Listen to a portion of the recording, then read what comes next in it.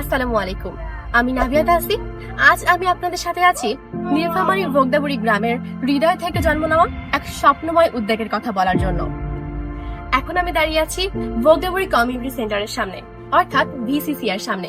এটা শুধুই একটি ভবন নয়, এটা এক আশার নাম, একটি আলোকবর্তিকা যা প্রতিনিয়ত জ্বলে ওঠে মানুষের পাশে থাকার প্রতিশ্রুতি নিয়ে। সমাজগড়ি ফাউন্ডেশনের জন্ম শুধু দয়ায় নয়, ভালোবাসায়। এই গ্রামের প্রতি ভালোবাসা, এই গ্রামের মানুষের প্রতি ভালোবাসা এবং একটি স্বপ্নের প্রতি ভালোবাসা। এই প্রতিষ্ঠানের প্রতিষ্ঠাতা এই গ্রামেরই একজন সন্তান।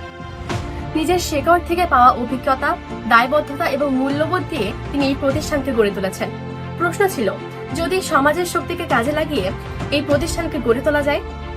বর্তমানে ভিসিসি গুরুত্বপূর্ণ 4টি বিষয়ে কাজ করছে: শিক্ষা, স্বাস্থ্য, সামাজিক সচেতনতা এবং কর্মসংস্থান। ভিসিসি বিশ্বাস করে উন্নয়নের প্রথম ধাপ হচ্ছে শিক্ষা। ভিসিসি চালু করেছে online class, free tuition class এবং মহিলাদের জন্য কোরআন শিক্ষা। সুস্থতা ছাড়া কোনো স্বপ্নই পূরণ হয় না, তাই ভিসিসি চালু করেছে সম্পূর্ণ বিনামূল্যে চিকিৎসা প্রদান এবং সরবরাহ করছে বিনামূল্য ওষুধপত্র। ভিসিসি শুধু সহানুভূতি নয়, স্বনির্ভরতার চর্চা। এখানে দেওয়া হয় সুদমুক্ত লোন, ভ্যান গাড়ি, সেলাই মেশিন, এমনকি পারিবারিক খামারের জন্য হাঁস মুরগির বাচ্চাও। এই সহায়তা দিয়ে অনেক পরিবার এখন নিজের পায়ে দাঁড়িয়েছে। ভিসিসি গ্রামে আয়োজন করে উঠান বৈঠক, জাতীয় দিবস পালন ও সচেতনতামূলক কর্মসূচি।